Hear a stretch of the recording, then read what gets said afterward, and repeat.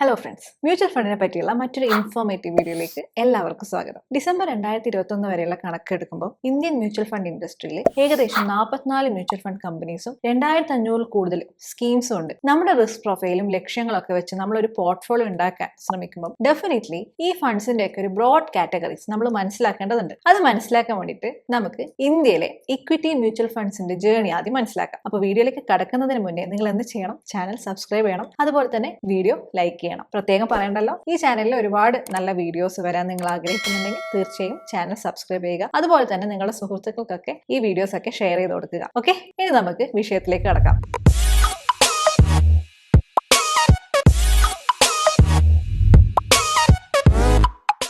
Equity mutual fund 1964 ഇന്ത്യയിൽ start ചെയ്തത്. Private players കൂടി ഇതിൽ ഇൻവെസ്റ്റ് ചെയ്ത് തുടങ്ങിയപ്പം മ്യൂച്വൽ ഫണ്ട്സിന്റെ ആക്കം കുറച്ചും കൂടി കൂടിയെന്ന് തന്നെ പറയാം. മിഡ് 90s 2000 ലോഞ്ച് ചെയ്ത ഐക്കോണിക് ഇക്വിറ്റി മ്യൂച്വൽ ഫണ്ട്സ് ആയിരുന്നു HDFC equity and top 200 fund, ICICI Prudential multi cap fund, അതുപോലെ തന്നെ Reliance vision and growth fund. ഇപ്പം ഇന്ന് റിലയൻസ് മ്യൂച്വൽ ഫണ്ട് ഇല്ല. ഇന്ന് Reliance mutual fund Nippon mutual fund എന്നാണ് അറിയപ്പെടുന്നത്. പേര് മാറ്റി, ബിക്കോസ് നിപ്പോൺ കൂടുതൽ സ്റ്റേക്ക്, അവരുടെ കൂടുതൽ സ്റ്റേക്ക് വാങ്ങിക്കൊണ്ട് ഇപ്പൊ നിപ്പോൺ മ്യൂച്വൽ ഫണ്ട് എന്നാണ് അറിയപ്പെടുന്നത്. പിന്നെ ആ സമയത്ത് മറ്റൊരു പോപ്പുലർ ആയിട്ടുള്ള ഒരു ഫണ്ട് ആയിരുന്നു ഫ്രാങ്ക്ലിൻ ഇന്ത്യ പ്രൈമ ഫണ്ട്. ഈ ഫണ്ട്സ് ഒക്കെ മോസ്റ്റ്ലി ലാർജ് അല്ലെങ്കിൽ മിഡ് ക്യാപ് ഫണ്ട്സ് ആയിരുന്നു. അന്ന് ഈ ഫണ്ട്സിനൊക്കെ ഡൈവേഴ്സിഫൈഡ് ഇക്വിറ്റി ഫണ്ട്സ് അല്ലെങ്കിൽ സിംപ്ലി ഇക്വിറ്റി ഫണ്ട്സ് എന്നായിരുന്നു വിളിച്ചിട്ടുണ്ടായിരുന്നത്. ഇപ്പൊ ഡൈവേഴ്സിഫൈഡ് ഇക്വിറ്റി ഫണ്ട്സ് എന്ന് പറഞ്ഞാൽ ലാർജ്, മിഡ്, സ്മോൾ ക്യാപ് കമ്പനീസിലൊക്കെ ആയിരുന്നു മെയിൻ ആയിട്ട് ഇവർ ഇൻവെസ്റ്റ് ചെയ്തിട്ടുണ്ടായിരുന്നത്. കൂടുതൽ ഇൻവെസ്റ്റ്മെന്റ് നടത്തിയിരുന്നത് ലാർജ് ക്യാപ്പിലായിരുന്നു. അന്നത്തെ ഒരു പ്രശ്നം എന്താണെന്ന് വെച്ച് കഴിഞ്ഞാൽ എത്രയാണ് ലാർജ് ക്യാപ്പിൽ ഇൻവെസ്റ്റ് ചെയ്യുന്നത്, എത്രയാണ് മിഡ് ക്യാപ്പിൽ, അതുപോലെ തന്നെ സ്മോൾ ക്യാപ്പിൽ ഇൻവെസ്റ്റ് ചെയ്യുന്നത് എന്നതിനെ പറ്റിയുള്ള കൃത്യമായ ധാരണയൊന്നും അന്ന് ഉണ്ടായിരുന്നില്ല. അന്ന്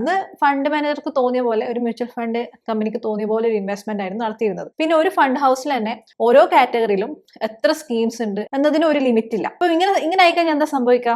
ഇമാജിൻ എ സിനാരിയോ, ഒരു ഫണ്ട് ഹൗസിൽ തന്നെ 2-3 ലാർജ് ക്യാപ് ഫണ്ട്സ് ഉണ്ട്, അല്ലെങ്കിൽ 2-3 ഡൈവേഴ്സിഫൈഡ് ഇക്വിറ്റി ഫണ്ട്സ് ഉണ്ട്. അപ്പം ഇൻവെസ്റ്റേഴ്സ് ഏത് സെലക്ട് ചെയ്യും? അതായത് HDFC മ്യൂച്വൽ ഫണ്ടിന് ഒരു 3 ലാർജ് ക്യാപ്പ്, 5 മൾട്ടി ക്യാപ്പ്. അപ്പൊ നമ്മൾ ആസ് എൻ ഇൻവെസ്റ്റർ നമുക്ക് എങ്ങനെയാണ് സെലക്ട് ചെയ്യാൻ പറ്റുക? പിന്നെ ഇതിനൊന്നും ഒരു ഡെഫിനേഷൻ ഒന്നും കൊടുത്തിട്ടില്ല. അപ്പം ഇൻവെസ്റ്റേഴ്സിന് ഇതൊരു നൈറ്റ് മെയർ ആണ് അല്ലെ. എന്ത് സെലക്ട് ചെയ്യും, എങ്ങനെ സെലക്ട് ചെയ്യും, ഒന്നും അറിയില്ല. അപ്പൊ അപ്പോഴാണ് നമ്മുടെ സെബി കടന്നു വരുന്നത്. അപ്പൊ സെബി ഇതിനൊരു പരിഹാരം കണ്ടു. 2018 മ്യൂച്വൽ ഫണ്ട്സിനൊക്കെ ഈ സെബി റീക്ലാസിഫൈ ചെയ്തു. എന്നിട്ട് എല്ലാ കാറ്റഗറീസിലും കൃത്യമായ ഡെഫിനിഷൻ കൊടുത്തു. പോരാത്തതിന് ഓരോ മ്യൂച്വൽ ഫണ്ട് ഹൗസിനും ഓരോ കാറ്റഗറിയിലും ഒരു സ്കീം മാത്രമേ ഉണ്ടാവാൻ പാടുള്ളൂ എന്നൊക്കെ പറഞ്ഞു. അതായത് ഇപ്പൊ HDFC മ്യൂച്വൽ ഫണ്ട് AMCക്ക് ഒരു ലാർജ് ക്യാപ് ഫണ്ട് ഉണ്ടെങ്കിൽ അത് ഒന്നേ ഉണ്ടാവുള്ളൂ. അതുപോലെ ആക്സിസ് മ്യൂച്വൽ ഫണ്ട് ഹൗസിന് ഒരു മിഡ് ക്യാപ് ഉണ്ടെങ്കിൽ ആ ഒറ്റ മിഡ് ക്യാപ് ഫണ്ടേ ഉണ്ടാവുള്ളൂ. 4-5 മിഡ് ക്യാപ്, 4-5 ലാർജ് ക്യാപ് അങ്ങനെ ഉണ്ടാവില്ല. അപ്പം ഓരോ സ്കീമിനും ഡെഫിനേഷൻ കൊടുത്തു. അതേപോലെ ആ സ്കീമിലുള്ള ഫണ്ടൊക്കെ ഓരോ AMCക്കും ഫണ്ട് ഹൗസിനും ഒന്നൊന്ന് മാത്രമേ ഉണ്ടാവാൻ പാടുള്ളൂ എന്ന നിബന്ധനയും വെച്ചു. അപ്പൊ എന്ത് സംഭവിച്ചു? ഈസി അല്ലെ, ഇൻവെസ്റ്റേഴ്സിന് ഫണ്ട് സെലക്ഷൻ കുറച്ചും കൂടി ഈസി. അപ്പം ഈ ഒരു ബ്രോഡ് ക്ലാസിഫിക്കേഷൻ എന്താണെന്ന് നമുക്ക് ഒന്ന് നോക്കാം. ഓക്കെ, നിങ്ങൾക്ക് പിക്ചറിൽ കാണാം സെബി ഇക്വിറ്റി ഫണ്ട്സിനെ എങ്ങനെയാണ് കാറ്റഗറൈസ് ചെയ്തിരിക്കുന്നത് എന്ന്. അപ്പോൾ ഇവിടെ നിങ്ങൾക്ക് കാണാം large cap funds, mid cap funds, small cap funds, flexi cap funds, multi cap funds, ELSS funds, sectoral funds, thematic funds. അതുപോലെ തന്നെ മറ്റുള്ള ഒരു ഇക്വിറ്റി ഫണ്ട്സ് കാറ്റഗറീസ് ആണ് large and mid cap fund, dividend yield, value, contra and focus fund. അപ്പം ഇതാണ് equity ഫണ്ട്സിന്റെ ഒരു broad category. നമുക്കിത് കുറച്ചും കൂടി സിംപ്ലിഫൈ ചെയ്തിട്ട് മനസ്സിലാക്കാം. അപ്പൊ നമുക്ക് ഈ മൊത്തം ഈ ഇക്വിറ്റി ഫണ്ടിന്റെ കാറ്റഗറീസിനെ 2 സിമ്പിൾ കാറ്റഗറി ആയിട്ട് തിരിക്കാം. ഒന്ന് ഓൾ സീസൺ ഫണ്ട്സ്, മറ്റൊന്ന് seasonal funds. All seasonal funds എന്ന് വെച്ച് കഴിഞ്ഞാൽ എന്താണ്?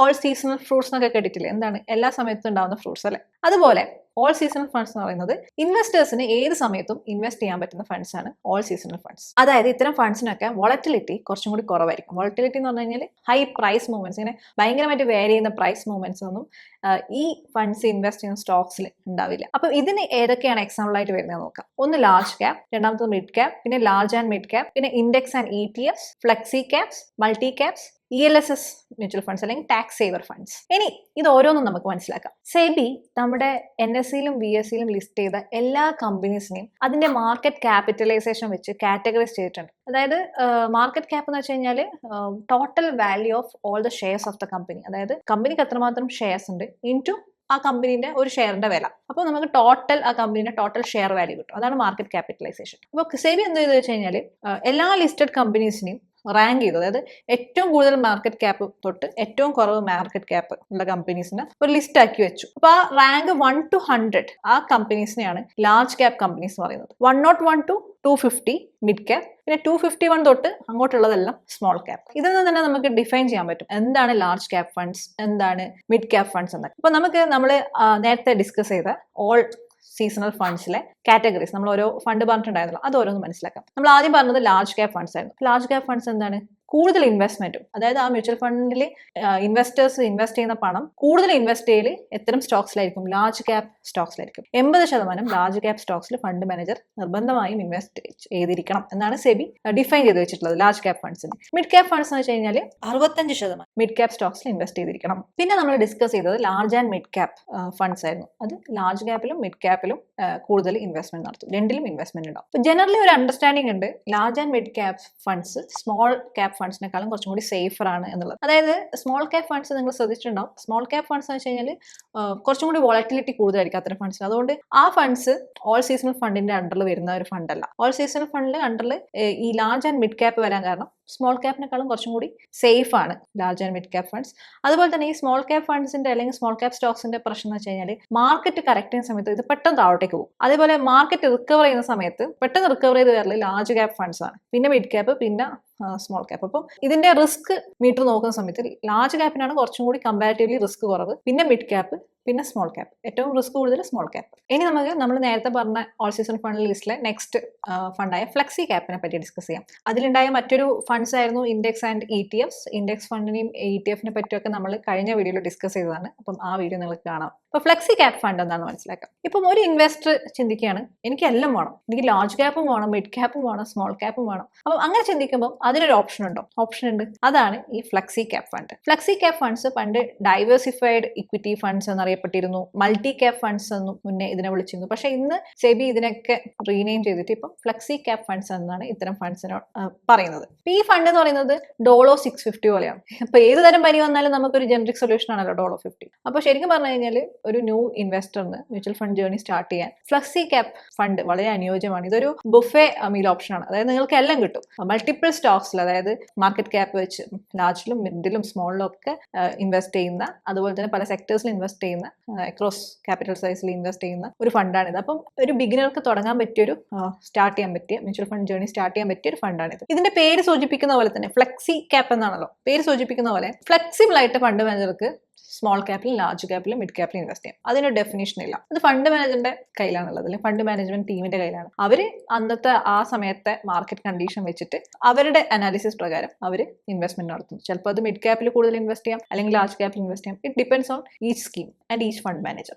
എന്നിരുന്നാലും ഈ ഒരു ഫണ്ട് കൂടുതൽ അലോക്കേഷൻ നടത്തുന്നത് ലാർജ് ക്യാപ്പ് കാറ്റഗറിയിൽ തന്നെയാണ്. ഇനി നമുക്ക് മൾട്ടി ക്യാപ്പ് ഫണ്ട്സ് എന്താണെന്ന് മനസ്സിലാക്കാം. ശരിക്കും പറഞ്ഞാൽ പണ്ടത്തെ ഫ്ലെക്സി ക്യാപ്പ് ഫണ്ട്സ് ആയിരുന്നു മൾട്ടി ക്യാപ്പ് ഫണ്ട്സ്. പക്ഷേ ഇന്ന് സെബി ഇതിനൊക്കെ റീഡിഫൈൻ ചെയ്തു. ഫ്ലെക്സി ക്യാപ്പ് ഫണ്ട്സ് നമ്മൾ നേരത്തെ ഡിസ്കസ് ചെയ്ത സംഭവമാണ്. മൾട്ടി ക്യാപ്പിന്റെ പുതിയ ഡെഫിനിഷൻ എന്താണെന്ന് വെച്ച് കഴിഞ്ഞാൽ 25% ലാർജ് ക്യാപ്പിൽ ഇൻവെസ്റ്റ് ചെയ്യണം, 25% സ്മോൾ ക്യാപ്പിൽ ഇൻവെസ്റ്റ് ചെയ്യണം, 25% മിഡ് ക്യാപ്പിൽ ഇൻവെസ്റ്റ് ചെയ്യണം, ബാക്കി 25% ഫണ്ട് മാനേജ്മെന്റ് ടീമിന് ഇഷ്ടംപോലെ അവരുടെ ഇഷ്ടംപോലെ ഇൻവെസ്റ്റ് ചെയ്യും. അപ്പോൾ അതാണ് പുതിയ ഡെഫിനിഷൻ. അപ്പം ഇവിടെ 50% എക്സ്പോഷർ നിർബന്ധമായിട്ടും മിഡിലും, മിഡ് ക്യാപ്പിലും അതുപോലെ തന്നെ സ്മോൾ ക്യാപ്പിലും ഫണ്ട് മാനേജ്മെന്റ് ടീം ഇടേണ്ടത് കൊണ്ട് ഇത് ശരിക്കും പറഞ്ഞു കഴിഞ്ഞാൽ ഫ്ലെക്സി ക്യാപ്പിനെക്കാളും കുറച്ചും കൂടി റിസ്ക് കൂടുതലാണ്. അപ്പം ഇവിടെ നമ്മൾ ഇൻവെസ്റ്റ് ചെയ്യുകയാണെങ്കിൽ, നമ്മൾ മൾട്ടി ക്യാപ്പ് ഫണ്ട് സെലക്ട് ചെയ്യുകയാണെങ്കിൽ ഫ്ലെക്സി ക്യാപ്പിനെക്കാളും കുറച്ചും കൂടി കൂടുതൽ ടൈം എടുത്ത് നമ്മൾ ഇൻവെസ്റ്റ് ചെയ്യണം. കാരണം റിസ്ക് കൂടിയ ഫണ്ടിൽ നമ്മൾ എപ്പോഴും ഇൻവെസ്റ്റ് ചെയ്യുന്ന സമയത്ത് കുറച്ചും കൂടി കാലം ആ ഫണ്ടിൽ ഇൻവെസ്റ്റ് ചെയ്യാൻ ശ്രമിക്കുക. അപ്പോൾ അതാണ് ഫ്ലെക്സി ക്യാപ്പ് സെലക്ട് ചെയ്യുമ്പോഴും മൾട്ടി ക്യാപ്പ് സെലക്ട് ചെയ്യുമ്പോൾ നമ്മൾ തിരിച്ചറിയേണ്ട ഒരു കാര്യം. അതായത് ഹോൾഡിംഗ് പീരീഡ്, നിങ്ങൾ ആ ഫണ്ടിൽ ഇൻവെസ്റ്റ് ചെയ്തിരിക്കുന്ന ഹോൾഡിംഗ് പീരീഡ് കുറച്ചും കൂടി കൂട്ടി കൊടുക്കാം റിസ്ക് കൂടിയ ഫണ്ടിന്. ഇനി നമുക്ക് ELSS ഫണ്ട്സ് എന്താണെന്ന് മനസ്സിലാക്കാം, അല്ലെങ്കിൽ ടാക്സ് സേവർ ഫണ്ട്സ്. സോ പേര് തന്നെയുണ്ട്, ടാക്സ് സേവ് ചെയ്യാനുള്ള ഒരു ഫണ്ടാണ്. ഈ ഫണ്ടിന് ATCന്റെ അണ്ടറിൽ നിങ്ങൾക്ക് ടാക്സ് ഡിഡക്ഷൻ കിട്ടും. ഈ ഒരു ഫണ്ട് ലാർജ് ക്യാപ്പിലും മിഡ് ക്യാപ്പിലും സ്മോൾ ക്യാപ്പിലും ഒക്കെ ഇൻവെസ്റ്റ് ചെയ്യും. ഈ ഫണ്ടിന് ലോങ് ടേം ഇക്വിറ്റി ഫണ്ട് എന്നും പറയും. ഒരു example axis long term equity fund, അതൊരു ELSS മ്യൂച്വൽ ഫണ്ടാണ്. പിന്നെ ഇതേപോലെ ഈ 3 കാറ്റഗറീസിൽ ഇൻവെസ്റ്റ് ചെയ്യുന്ന, അതായത് ലാർജ് ക്യാപ്പിലും മിഡ് ക്യാപ്പിലും സ്മോൾ ക്യാപ്പിലൊക്കെ ഇൻവെസ്റ്റ് ചെയ്യുന്ന മറ്റ് 2 ഫണ്ട്സ് എന്ന് പറയുന്നത് ഫോക്കസ് 30 ഫണ്ട്സും അതുപോലെ തന്നെ വാല്യൂ ഫണ്ട്സ് ആണ്. ഇതും ഓൾ സീസണൽ ഫണ്ട്സിന്റെ അണ്ടറിൽ വരുന്ന ഫണ്ട്സ് ആണ്. അപ്പോൾ ഇന്നത്തെ വീഡിയോയിൽ ഇത്രയാണ് എനിക്ക് പറയാനുള്ളത്. ഇന്നത്തെ വീഡിയോ കൺക്ലൂഡ് ചെയ്യുമ്പോൾ നമ്മൾ മനസ്സിലാക്കേണ്ടത്, നമ്മൾ ഡിസ്കസ് ചെയ്ത ലാർജ് ക്യാപ്പ്, മിഡ് ക്യാപ്പ്, അതുപോലെ തന്നെ large and mid cap, flexi cap, index funds, multi cap, ഇതൊക്കെ ഓൾ സീസണൽ ഫണ്ട്സിന് അണ്ടറിൽ വരുന്ന ഫണ്ട്സ് ആണ്. എന്തുകൊണ്ടാണ് ഇതൊക്കെ ഓൾ സീസൺ ഫണ്ട്സ് എന്ന് പറയുന്നത്? ഈ ഫണ്ട്സിന്റെ ഒക്കെ വോളറ്റിലിറ്റി കമ്പാരിറ്റീവ്ലി കുറവാണ്. അപ്പം എല്ലാ സീസണിലും അതുപോലെ തന്നെ എല്ലാ മാർക്കറ്റ് സൈക്കിളിലും നമ്മൾക്ക് ഇൻവെസ്റ്റ് ചെയ്യാൻ പറ്റിയ ഫണ്ട്സ് ആണ് ഈ പറഞ്ഞ ഫണ്ട്സ് ഒക്കെ. അപ്പോൾ ആസ് എൻ ഇൻവെസ്റ്റർ നമ്മൾ ഒരിക്കലും മാർക്കറ്റിനെ ടൈം ചെയ്യാൻ നിൽക്കരുത്. ആർക്കും മാർക്കറ്റിന് ടൈം ചെയ്യാൻ പറ്റില്ല. എപ്പോൾ ഇൻവെസ്റ്റ് ചെയ്യണം, എപ്പോൾ റിഡീം ചെയ്യണം, ഇതിനെപ്പറ്റിയൊന്നും ഓവറായിട്ട് ചിന്തിച്ച് വിഷമിക്കേണ്ട. അങ്ങനെ ചിന്തിച്ച് വിഷമിക്കുന്ന ആൾക്കാർക്ക് തുടങ്ങാൻ പറ്റിയ ഫണ്ട്സ് ആണ് ഇന്നത്തെ വീഡിയോയിൽ നമ്മൾ ഡിസ്കസ് ചെയ്തത്. അപ്പോൾ ഇന്ന് ഡിസ്കസ് ചെയ്ത ഫണ്ട്സ് ഒക്കെ നിലവിലുള്ള ഇൻവെസ്റ്റേഴ്സിനും അതുപോലെ തന്നെ പുതിയ ഇൻവെസ്റ്റേഴ്സിനൊക്കെ സ്റ്റാർട്ട് ചെയ്യാൻ പറ്റിയ ലോങ് ടേമിലേക്ക് അവരുടെ പോർട്ട്ഫോളിയോയിലേക്ക് ആഡ് ചെയ്യാൻ പറ്റിയ ഫണ്ട്സ് ആണ്. ശരിക്കും പറഞ്ഞു കഴിഞ്ഞാൽ നമ്മുടെ ടോട്ടൽ ഇക്വിറ്റി അലോക്കേഷൻ്റെ ഒരു 70 to 80% ഇത്തരത്തിലുള്ള ഓൾ സീസണൽ ഫണ്ട്സിൽ നമ്മൾ അലോക്കേറ്റ് ചെയ്യണം. പിന്നെ അതുപോലെ ഇമ്പോർട്ടൻ്റ് ആയിട്ട് മനസ്സിലാക്കേണ്ടത് ഓരോ സ്കീമും അല്ലെങ്കിൽ ഓരോ കാറ്റഗറിയും സെയിം അല്ല. നമ്മൾ നേരത്തെ പറഞ്ഞില്ലേ, ഓരോ കാറ്റഗറിയിലുള്ള മ്യൂച്വൽ ഫണ്ട്സിനും ഓരോ ഒബ്ജക്റ്റീവ്സ് ഉണ്ട്, ഓരോ സ്കീമിനും ഓരോ ഒബ്ജക്റ്റീവ്സ് ഉണ്ട്. അത് മനസ്സിലാക്കിയിട്ട് വേണം നമ്മൾ ഒരു സ്കീം സെലക്ട് ചെയ്യാൻ. അതായത് എല്ലാ സ്കീമിനും അതിൻ്റെതായ റിസ്ക്കും റിവാർഡും ഉണ്ട്. ഞാൻ നേരത്തെ പറഞ്ഞ പോലെ ലാർജ് ക്യാപ്പ് ഇക്വിറ്റി ഫണ്ട്സിൽ കുറച്ചും കൂടി റിസ്ക് കുറവുള്ള ഫണ്ടാണ്.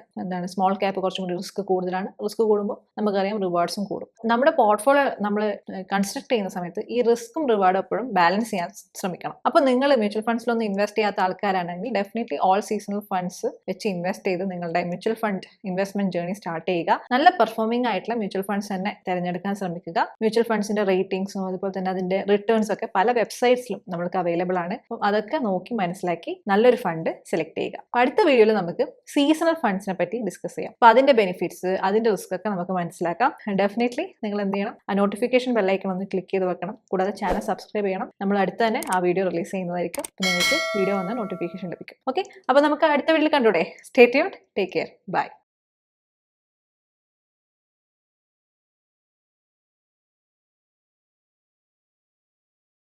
Investment in securities market are subject to market risks. Read all the related documents carefully before investing. Please read the risk disclosure documents carefully before investing in equity shares, derivatives, mutual fund, and or other instruments traded on the stock exchanges.